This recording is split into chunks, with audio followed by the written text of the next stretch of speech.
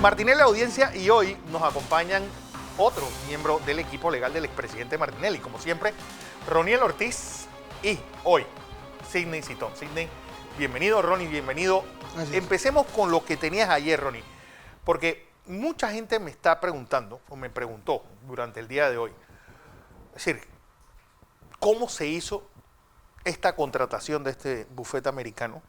¿Cuáles realmente eran sus funciones y qué terminaron haciendo? Bueno, primero, Fernando, Bienvenido. Los estados tienen un principio que se llama el principio de reciprocidad, a través del cual se hacen las extradiciones de las personas en virtud de los tratados que suscriben un estado con otro. Panamá no tenía necesidad de contratar absolutamente a nadie, pero como aquí estaban acostumbrados a estar pagando con procuradurías paralelas, se dio este hecho de que contrataron esta firma Foley Holly LLP, que fue una firma que se llevó nada más nada menos del gobierno panameño $1 millón pagados.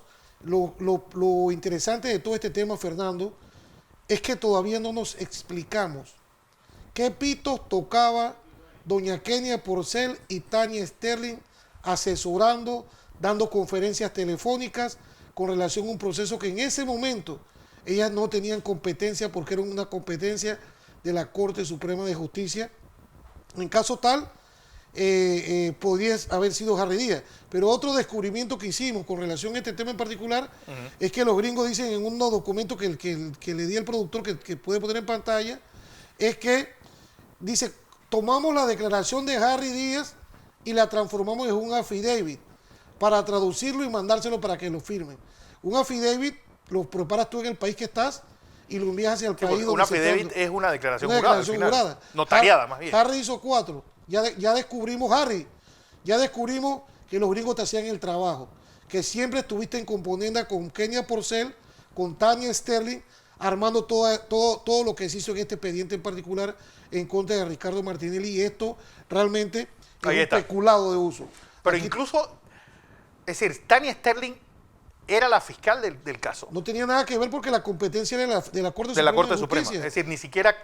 Y en ese momento Kenia Porcel era miembro del Consejo de Seguridad o ya era procuradora. No, ya era procuradora, esto es el año 2017. Ah, ok. Listo. Estamos hablando del año 2017 y yo te digo que botaron la plata porque al final del camino Ricardo Martinelli hizo una carta al Departamento de Estado donde él le dijo al Departamento de Estado que quería una rápida extradición, y en virtud de eso fue que se hizo la extradición de la forma más rápida Pero posible. Con tantas irregularidades, ¿cómo los americanos cayeron en la trampa del gobierno de Panamá? Bueno, porque me imagino que Juan Carlos Varela, esas eran las cosas que iba a pedir cada vez que iba a los Estados Unidos, cada vez que se reunía con cualquier persona del Departamento de Estado. Mira, en una ocasión estábamos en un juicio, salimos del juicio y fui al hotel donde estaba hospedado.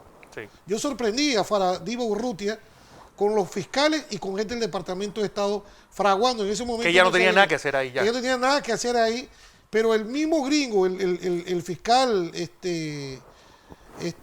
norteamericano, Phelps, cuando me vio, como ya me había reconocido de tantas audiencias, se paró y salió corriendo del restaurante del hotel en ese momento.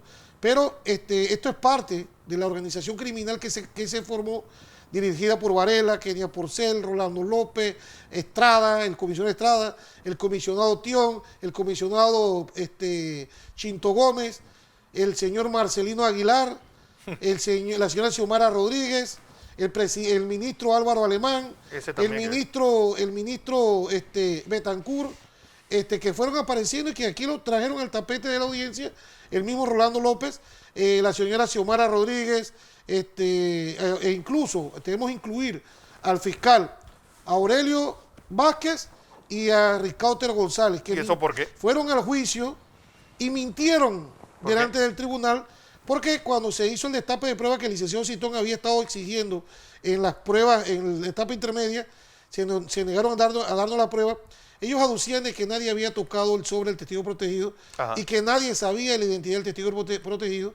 Sin embargo, cuando se contrainterroga por parte del licenciado Citón al testigo protegido, él mismo manifestó que él se había reunido con los dos fiscales en los Estados Unidos. Entonces ellos mintieron al tribunal diciendo que no sabían quién era, sin embargo se habían reunido, trajeron un sobre, ahora entendemos por qué el sobre tenía sellos de otra fiscalía, que no era la Fiscalía Auxiliar, por qué el sobre tenía otra dirección, una dirección errada, un teléfono errado.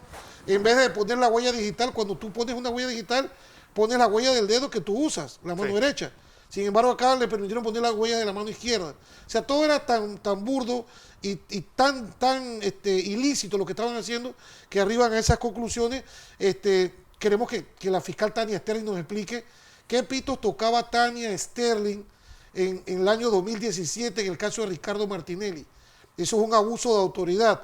Vamos a proceder a poner las querellas respectivas porque ahora nos damos cuenta por qué. Mira, esa misma diligencia que tuvo Tania con la señora y ahora entiendo por qué cuando el magistrado Hernández León le fue a hablar a la Procuraduría. El día del me grabaron, decía, me grabaron, se va a caer. Y decía, la patria no se merece esto. Es que la patria no era la patria, era la maleantería que ella, como asesora del Consejo, como procuradora, había permitido que se hicieran y que los policías estuviesen mandando y haciendo las diligencias del Ministerio Público. Sidney Citón, yo creo que además de todo, tú siempre estuviste, e incluso hace casi un año hicimos un programa especial en Colombia, hablando de la mismidad y hablando de lo que debía haber sido estas pruebas que al final vinieron con los precintos rotos y totalmente alteradas. Bienvenido. Bueno, buenas noches. A ver, nosotros a lo largo de toda la actividad probatoria que se dio en este juicio, pudimos detectar que se dio un antes y un después cuando se practicaron específicamente dos pruebas. La primera, la del director de informática del Instituto de Medicina Legal, quien señaló cómo se fraguó todo a través de esa organización criminal, todo ese proceso montado sobre Ricardo Martinelli. Es decir, él, a pregunta que nosotros le hicimos, dijo: a mí me citaron en la Procuraduría de la Nación, ahí se encontraba Rolando López y otras personas más, junto con Jacinto Gómez, y se me dijo que iba a ser objeto de un proceso Ricardo Martinelli Berrocal. ¿Por qué es importante esto? Porque si ya se sabía desde un inicio que Ricardo Martinelli era el objeto de la investigación, que ellos manipularon, que ellos orquestaron, que ellos mintieron y que ellos sembraron e implantaron, tenía que ir a la Corte Suprema, porque Ricardo Martinelli, al ser diputado... Inmediatamente la Procuraduría o el que estaba haciendo esa investigación se debió inhibir. Claro, es que no eran competentes para investigar a Ricardo Martinelli. Entonces, cuando el director de informática señala esto, pero además señala cómo los militares, con la aquiescencia del fiscal auxiliar Marcelino Aguilar, se le meten a él en el laboratorio del Instituto de Medicina Legal y el fiscal auxiliar le dice: Riverita, usted no tiene que preguntar más allá de lo que se le pide, haga lo que le están pidiendo. Eso es la actitud de un fiscal pusilánime que se arrastra frente a los militares en el Instituto de Medicina Legal. También estos tipos son unos policías. Claro, pero son militares, pero un fiscal, por amor propio, por respeto a sí mismo, debería mantener una distancia prudente con los militares. Pero la narración que hizo Rivera dio como consecuencia que el tribunal llegase a conocer que él no avalaba ninguna de la evidencia digital que se manejó dentro de este proceso. Y dijo: aquí no hubo integridad, aquí no hubo originalidad, aquí no hubo mismidad. Fíjese, yo me voy más allá. Si los abogados litigantes de este país manejaran el procedimiento y los protocolos que se tienen que cumplir cuando se hace preservación, procesamiento y análisis de la evidencia digital, yo le aseguro que el 90% de los casos se caen. Pero no estoy hablando de manual de cadena de custodia ni nada de esas hierbas aromáticas que fueron copiadas de otros países de Sudamérica. No. Estoy hablando de normas legales, estoy hablando de estándares internacionales que te indican cómo, quién y dónde tiene que hacer cada uno de los pasos en que se preserva, se procesa y se analiza la evidencia digital. Cada dispositivo digital, entiéndase una laptop, entiéndase una tableta, entiéndase un teléfono, tiene que ser tratado de forma distinta. Tiene un protocolo y un procedimiento. Eso no se cumple en Panamá. Y eso lo explicó Luis Rivera Calles cuando fue sometido al interrogatorio, al contrainterrogatorio que nosotros le hicimos. Pero después también hubo otro... Y perdona que te interrumpa, porque hablando de la declaración de Luis Rivera Calle, es decir, cuando aparece el señor Rolando López y aparece que él prestó su computadora para... Ahí va. A eso iba. Viene después el famoso testigo protegido. Ese famoso testigo protegido nosotros lo dejamos correr con todas sus mentiras a lo largo del contrainterrogatorio. Y esa tarde recuerdo que me preguntaban todos los periodistas, pero usted anunció que venía una bomba y no la hemos visto. Y yo le dije, calma. Eso fue en el receso del mediodía. Le digo, calma. Y ya para horas de la tarde, noche, le pregunto al testigo protegido, ¿quién hizo el acopio, el copiado de todos esos ficheros o esos datos o de esos documentos o de esos correos que usted ha señalado? Dice, lo hice yo. Le pregunto, ¿de qué computador copió usted eso? Dice, de mi computador. Le digo, ¿el institucional o el personal? Mi computador personal. Y cuando yo pido abrir el dispositivo, el disco compacto que la fiscalía había llevado, nos fuimos a las propiedades. Y el fiscal, recuerdo, Ricauter González, gritaba desesperado que no se abriese el dispositivo. Dispositivo que ellos habían llevado y sobre el cual ellos habían hecho el ejercicio probatorio. Claro. Y estaban desesperados. Y le digo, haga clic, le digo al oficial de sala, haga clic en propiedades. Inmediatamente apareció el nombre del autor de esos documentos, Rolando López.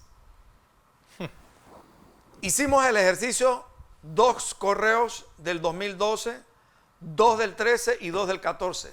Lo hice sobre 6. En todos apareció Rolando López. Y era la fiscalía, yo estaba de frente a los fiscales.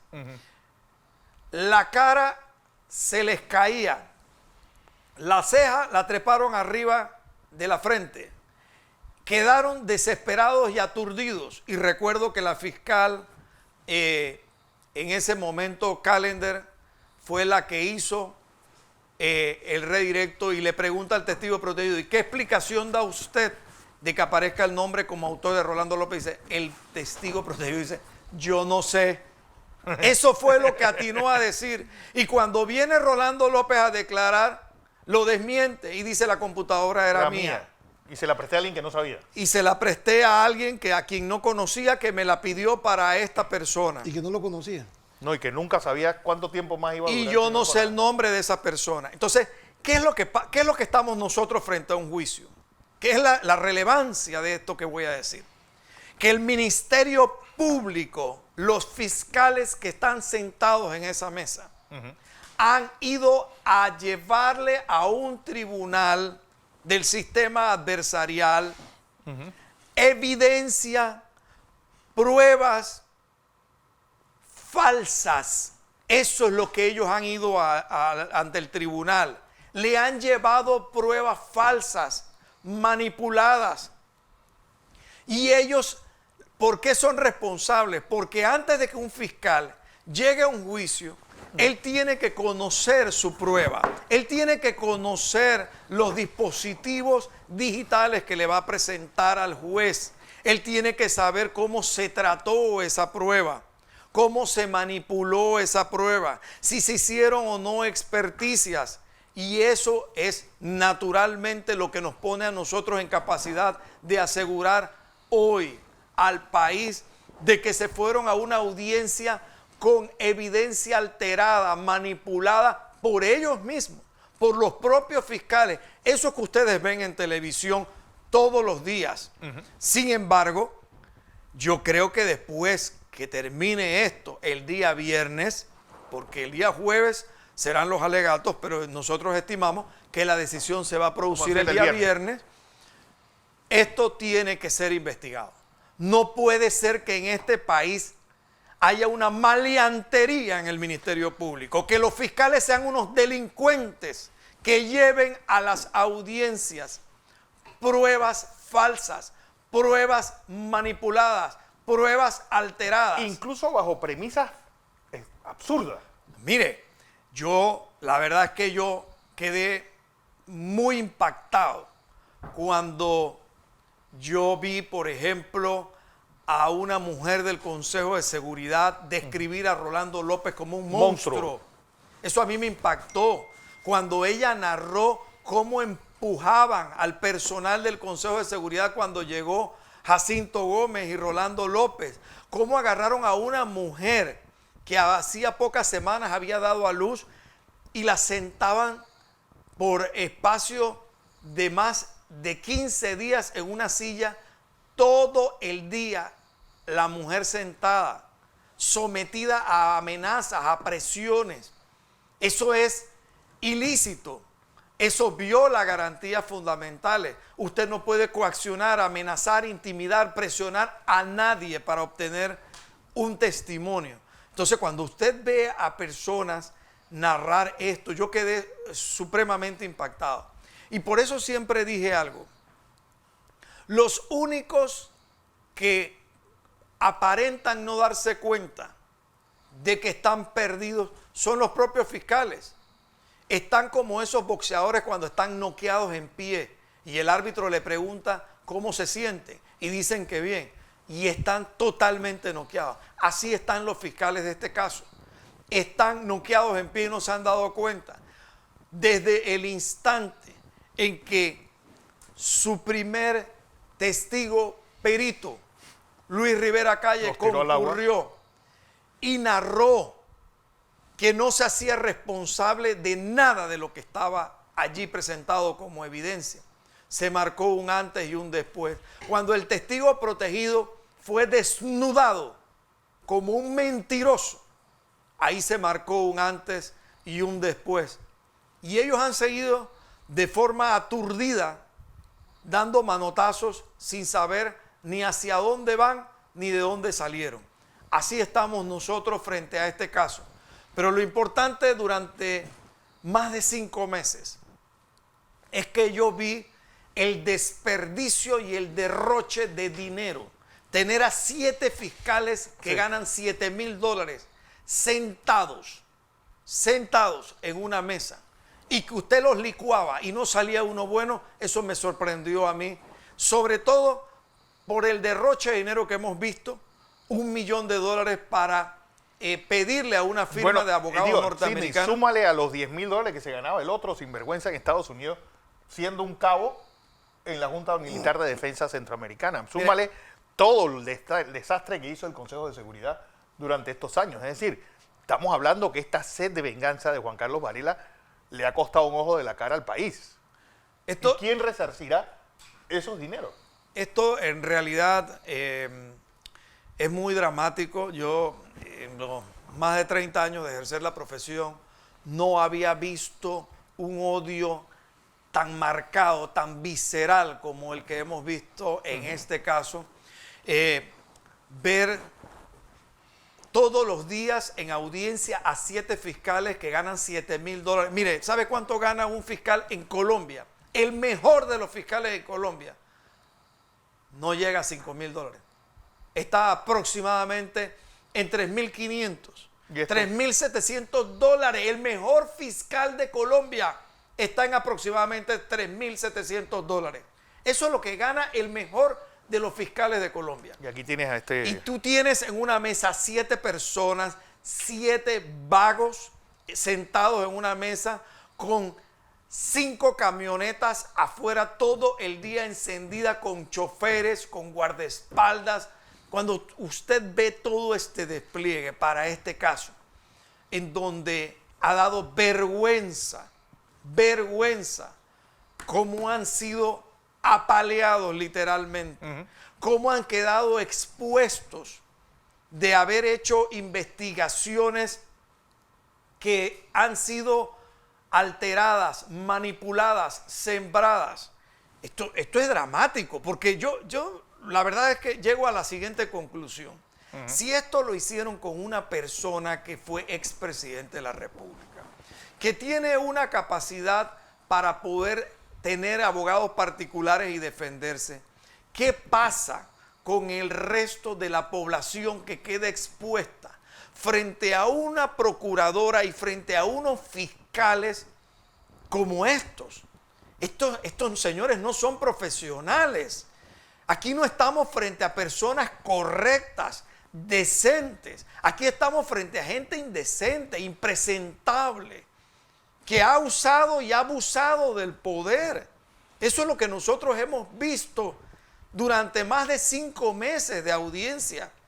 Personas que se paran a hacer un show todos los días frente a la televisión y a mentirle descaradamente a los medios sobre lo que ocurre dentro de la audiencia.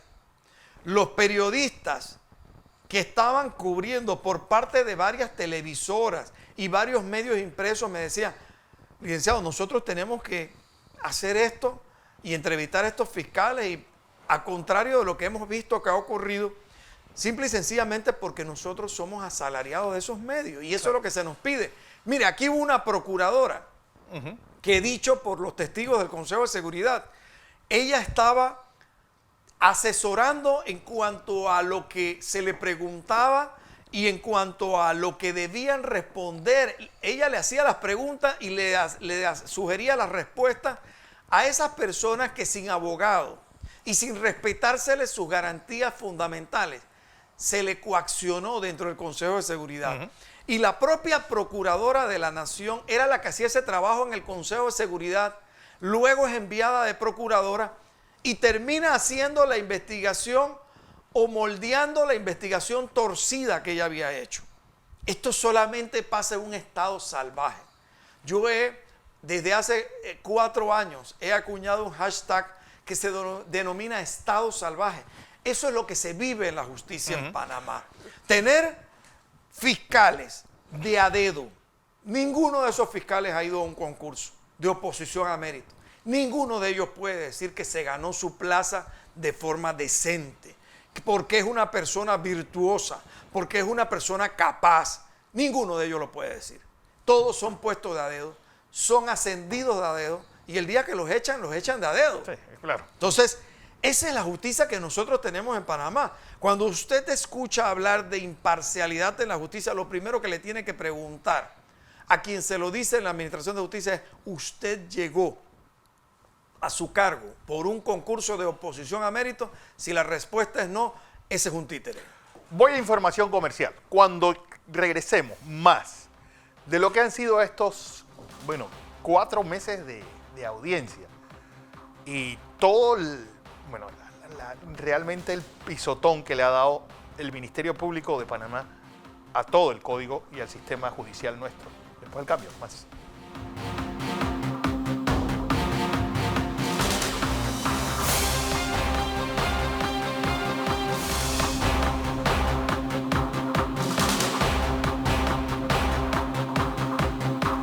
Seguimos en la presentación de Martinelli, la audiencia.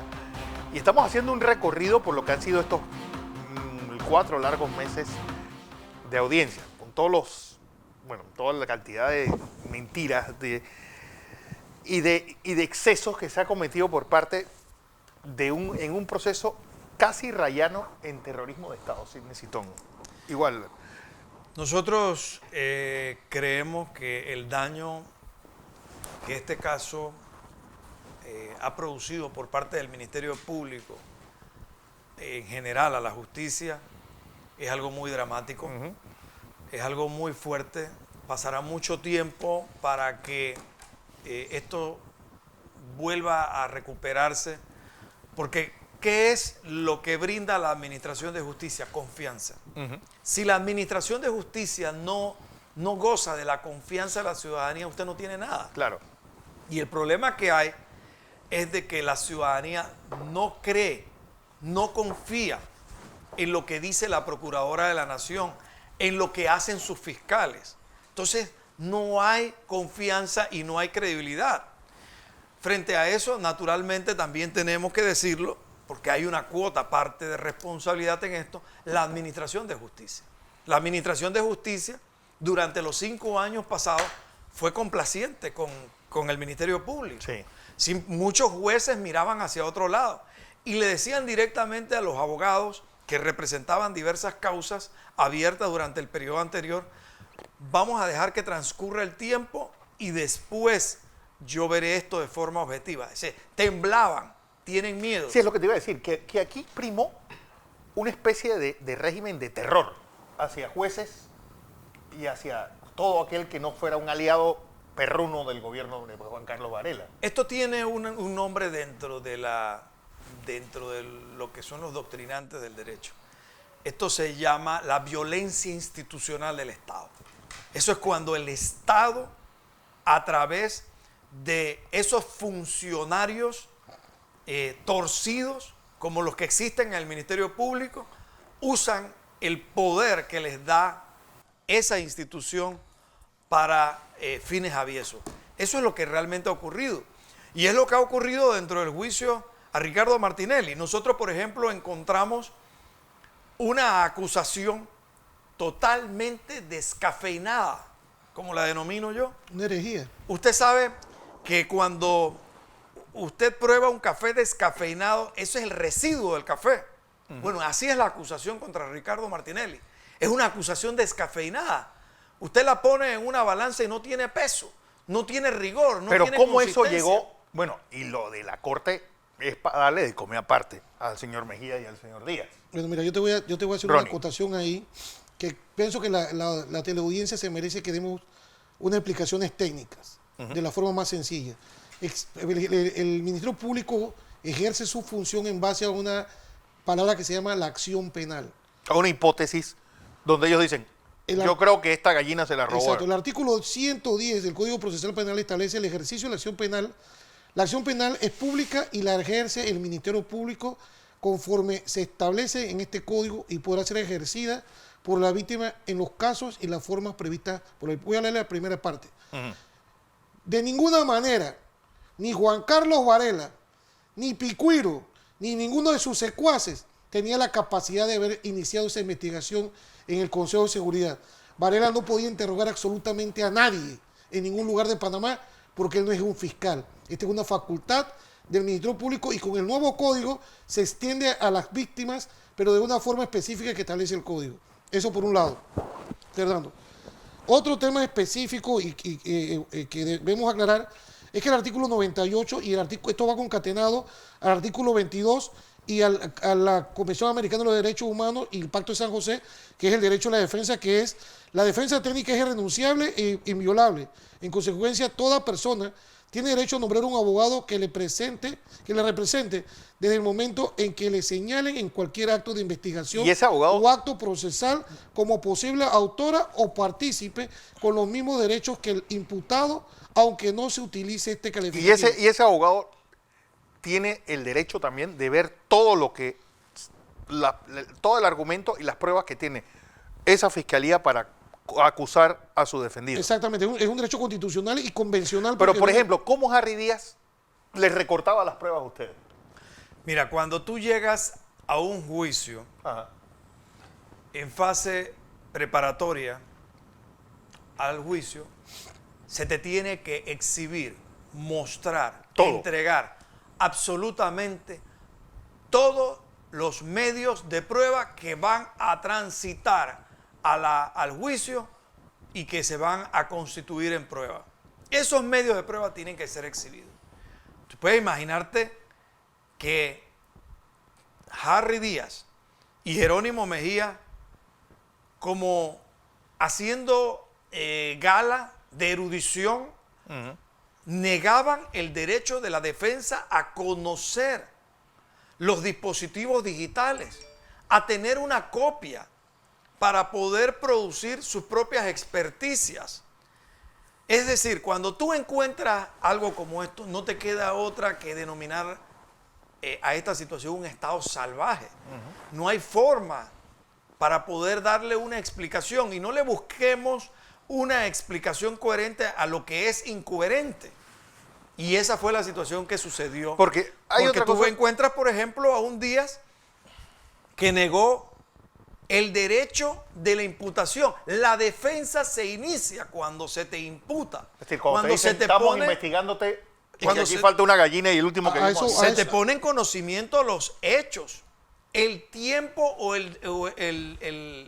fecha en la que tú cometiste esos supuestos hechos, y se te pone en conocimiento una serie de situaciones para que tú puedas empezar a ejercer tu defensa. Mira, quien no ha tenido una imputación nunca ha podido ejercer una real defensa. Por eso entonces hay garantías fundamentales que han sido erosionadas o lesionadas en este caso.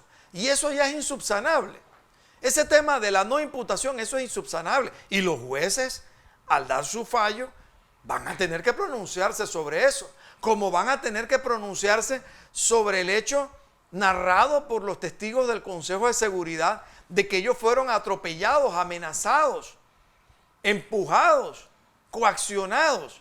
Eso es violación a las garantías fundamentales. Ellos van a tener que pronunciarse. En base a ese punto que está desarrollando Citón, todo el mundo ha escuchado en muchos programas nuestros y en muchas entrevistas, e incluso al mismo Ricardo Martinelli, cada vez que habla en la audiencia, decir: a mí nunca me han imputado. Yo creo que el público sepa, según el Código de Procedimientos, qué es un imputado. Capítulo 3, la persona imputada. Sección 1, normas generales. Artículo 92. Concepto: imputada, presten atención, es la persona a quien se le han formulado cargos por parte del Ministerio Público ante el juez de garantía.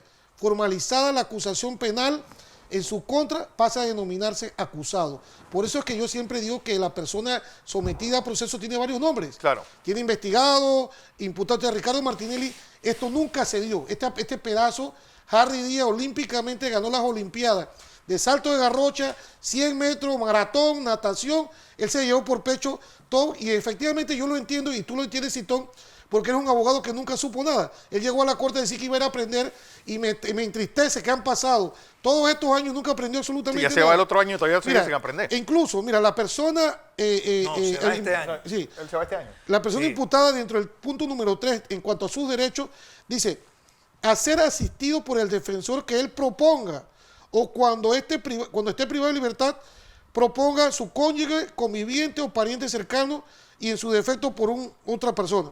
¿Qué resulta ser?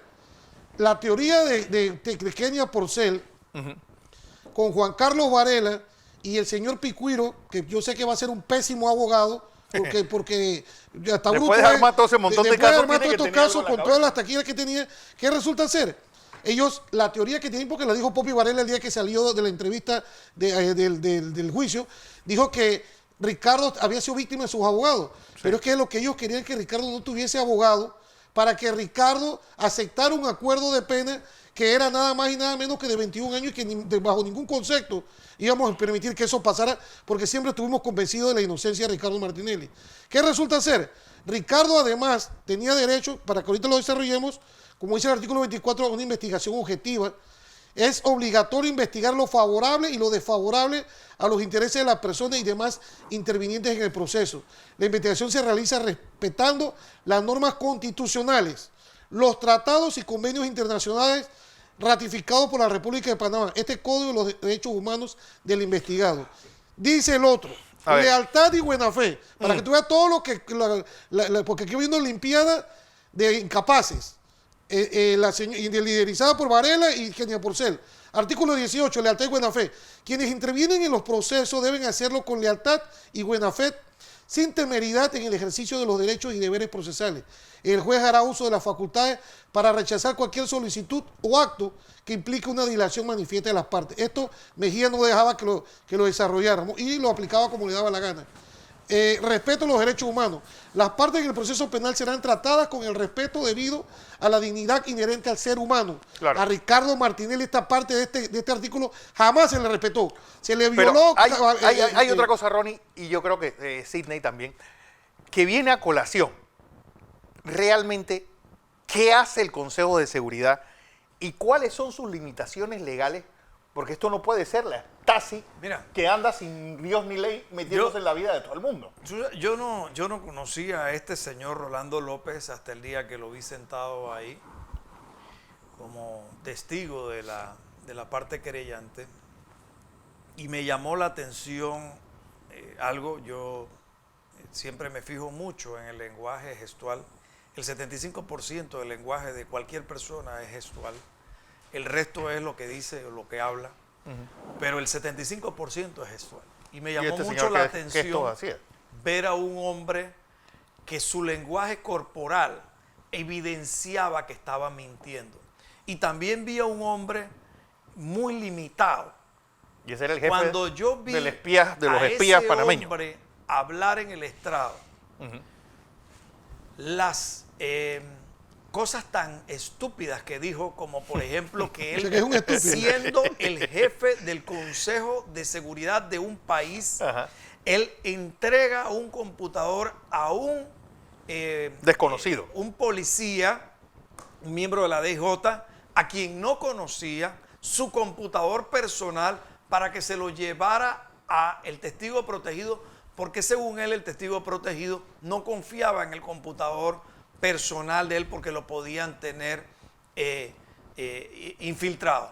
Cuando yo escucho esas explicaciones tan estúpidas de parte de un jefe de un consejo de seguridad, cuando yo escucho de parte de él decir que en Panamá se le debía a él y a los otros que estaban en el gobierno el haber defendido la democracia de este país y el canal, y tener una gran defensa por el canal de Panamá, y haber creado incluso una dirección antinuclear. Yo lo escuché, antinuclear. Una división antinuclear. Se van a que mandarlo para la NASA. Este señor. Sí, pero sin vuelta. La NASA de nutrición animal S.A. será. O es un hombre limítrofe mental, y las cosas que dice son tan incoherentes en esta audiencia cuando yo lo escuchaba.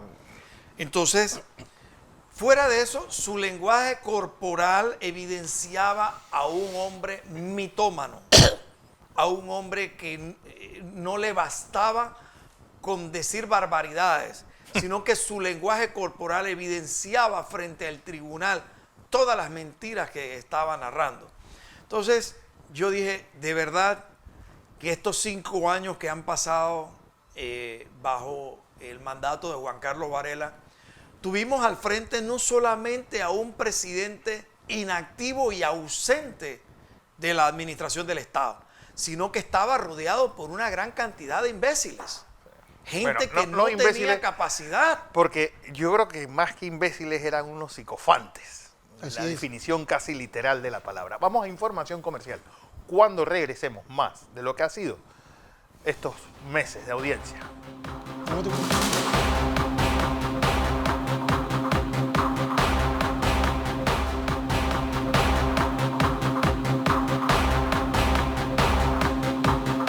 Seguimos en la presentación de Martinelli, la audiencia, ya en estas horas finales de lo que ha sido este proceso en contra del expresidente Ricardo Martinelli.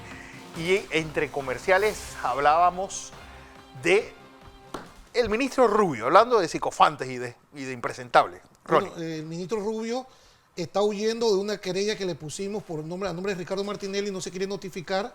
Él es uno de los violadores de lo que yo te digo de respeto a los derechos humanos. Mira, Rubio es otro que no sé cómo es abogado, ¿no? Porque el artículo 14 también dice los derechos y las garantías que consagran la Constitución Pública, los tratados y convenios internacionales de derechos humanos, y este código deben considerarse como mínimos prevalentes y no excluyentes de otros que incidan sobre los derechos fundamentales y la dignidad de la persona. Esto se violó. Incluso yo hablé, que fue otro que me preguntaste, Fernando, con Monseñor Ulloa. Monseñor Ulloa y mi persona veníamos en el mismo avión de Roma a Madrid a Panamá, y en que lo que caminábamos para hacer el transbordo de avión en Madrid, yo le hice comentario y le decía, Monseñor, ¿por qué se permite? ¿Por qué la iglesia no ha hecho nada con relación al tema de Ricardo Martinelli? Ahora, yo me imagino que los beneficios que tenían con todas esas MJ y toda la plata que les regaló Varela, ellos no iban a hacer absolutamente nada que entorpeciera ni lo hicieron. Y lo otro punto importante que es que este sistema con el cual estamos trabajando, este juicio, establece garantías, principios y reglas. Y dice el artículo 1, interpretación y prevalencia de principios. El proceso penal se fundamentará en las garantías, los principios y las reglas descritas en este título. Las normas contenidas en el código deberán interpretarse siempre de conformidad como establece la ley. Entonces, nosotros hemos hecho énfasis en que todo está regido por los tratados. Sitón te puede dar un poco más de explicación porque ese es un tema que él maneja bastante a perfección de las convenciones y todos estos tratados. Pero antes de pasarle la palabra a Fernando, quiero darle un saludo porque ayer nos reclamaron. Mira, Ariel Batista me acaba de escribir, por qué lo. Bueno, el saludo a Chanán Singh, a Omar Singh, Yulisa Brower, Suncho, Moisés, Bielka Vázquez, Temiguerra y familia en Los Ángeles, Lulu Martinelli en Miami, Ruth Mayita Alvarado y Juan David, el señor Anel Abrego padre, Anel Abrego hijo, la gente de internet que apoya a Ricardo Martinelli desde Canadá, Yuni Villalobos en Nicoya, Guanacaste, Costa Rica y la familia Villalobos, Omar Mora, Marjorie, la profesora Walquiria, la señora Ana de los Andes, la profesora María Félix, el ingeniero Rubén Ortiz, el señor Gil Gutiérrez, Tony, Pellín, Adela, la niña Choco Roca, Lynch y la señora Bexi de Oficina Judicial, Santos y Melo de la Seguridad, Calamaris, Rubén, Jaycee, Gianluca, los policías, a Salado, el oficial Salado que siempre acompaña a Ricardo Martinelli, a Edward, a Isaac, a Moy, a Elba Román, a Maggie Córdoba de Florida, a Ismael, a Alejandro Pérez que está enfermo, a Chamedi Romero, Dilsa Huerta, Temi Colón, Felipa Savera, Eide Herrera y al colega Torreglosa y a la colega Chili Castañeda. Le paso la voz a... Bueno, sí, nosotros, porque también estamos... finalmente queremos expresar que durante estos casi 6 meses de audiencia, porque el día 12 de agosto se cumplirían un año. 6 meses de audiencia. Nosotros empezamos audiencia el 12 de marzo. No, acá, pero el de la Corte... Claro, no, nosotros tenemos muchísimo más tiempo. Iniciamos cuando bajo el gobierno de Varela con más de 20 casos contra Ricardo Martinelli. Entonces, durante todos estos años y durante estos casi 6 meses de juicio, yo puedo indicar de que hemos vivido, todos los abogados, lo que es la violencia institucional del Estado volcada en contra de una persona. Es dramático todo lo que se ha vivido, todo lo que ha ocurrido, pero finalmente el día jueves a las 10 de la mañana se inician los alegatos de todas las partes y calculo yo que durante el transcurso del día, a finales del día, terminarán los mismos. Con los querellantes, Sidney, para ilustrar a la sala, ¿qué tiempo les tocan a los querellantes? A todas las personas les toca 1 hora. Es decir, incluidos los querellantes cada uno o uno por todos. No, uno solo. Uno solo de los querellantes. Ellos son acusadores coadyuvantes con la fiscalía. Escogerán a uno y ese hablará en nombre de todos. Nicomedes. Entonces, estamos hablando de que el tribunal se declarará en sesión permanente y ese fallo, calculo, estará para el día viernes. Nosotros estamos satisfechos. Yo siempre sostuve que el equipo legal había hecho un trabajo robusto, un trabajo sólido y que eso se iba a ver a lo largo del proceso.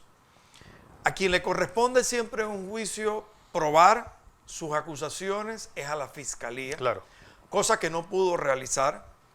Se vieron, pero era producto de la maldad, de la siembra de evidencias, de la manipulación y de la tergiversación.